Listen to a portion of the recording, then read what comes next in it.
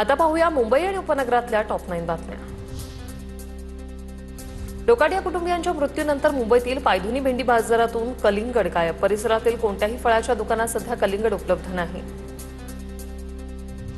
नीट परीक्षेसाठी रविवारी दिवसा मेगा ब्लॉक रद्द। मध्य आणि ट्रान्स हार्बर मार्गावर मध्यरात्री विशेष ब्लॉक। आज मध्यरात्री सीएसएमटी विद्याविहार मार्गावर ब्लॉक। ठाणे वाशी नेरुळ मार्गावरील सेवा बंद असणार। माड्याकडून विक्रोळीतील 1221 घरांच्या किमती 7.5% कमी करण्याचा निर्णय। अवाच्या सव्वा किमती असल्याने घरांना अर्जदारांकडून अल्प प्रतिसाद। अर्जाकरता मुदत वाढवून देण्याचीही म्हाडावर नामुष्की। सीएसएमटी रेल्वे स्थानकाला पाणी कपातीचा फटका। स्थानकाला 30 ते 40% पाणी पुरवठा होत असल्याची बाब समोर। रेल्वेकडून महापालिकेकडे अतिरिक्त पाण्याची मागणी। खड्डेमुक्त मुंबईसाठी महापालिका आधुनिक तंत्रज्ञान वापरणार। दुरुस्तीनंतर अवघ्या 2 तासात संबंधित रस्त्यावर वाहतूक सुरू करता येणार। पालिका मायक्रो सर्फेसिंग तंत्रज्ञान वापरणार, तर खड्डे भरण्यासाठी 164 कोटी 94 लाखांचा खर्च होणार। कल्याणच्या गांधारी पुलावर भीषण वाहतूक कोंडी। पडघा ते कल्याण मार्गावरील गांधारी पुलावर मोठी वाहतूक कोंडी। खासगी बस बंद पडल्याने वाहनांच्या लांबच लांब रांगा, तर जवळपास 1 तास ट्रॅफिक ठप्प। कोंडीत रुग्णवाहिका अडकल्याने आपत्कालीन सेवेलाही फटका। बदलापूरच्या ग्रामीण रुग्णालयात डायलिसिस सेंटर सुरू। आमदार किसन कथोरे यांच्या हस्ते या सेंटरचं लोकार्पण। 3 शिफ्टमध्ये 30हून अधिक तरुण रुग्णांना आता मोफत डायलिसिसची सुविधा मिळणार। आणि आता पाहूया पुण्यात काय सुरू आहे त्या संदर्भातल्या टॉप 9 बातम्या।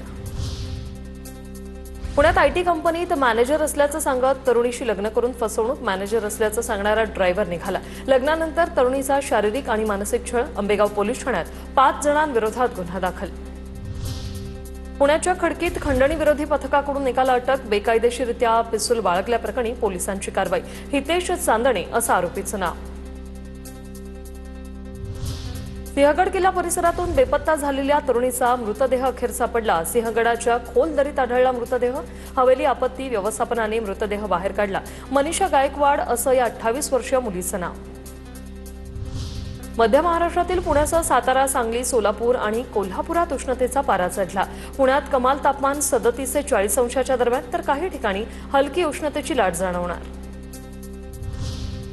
वॉटर एटीएम मधून दूषित पाणी येत असल्याने पुणे महापालिकेकडून वॉटर एटीएमवर कारवाई। वॉटर एटीएम मशीनचं कनेक्शन केलं बंद। कर्वेनगर भागातील हा प्रकार आरोग्याचा प्रश्न निर्माण होताच लोकप्रतिनिधींच्या तक्रारीवरून ही कारवाई।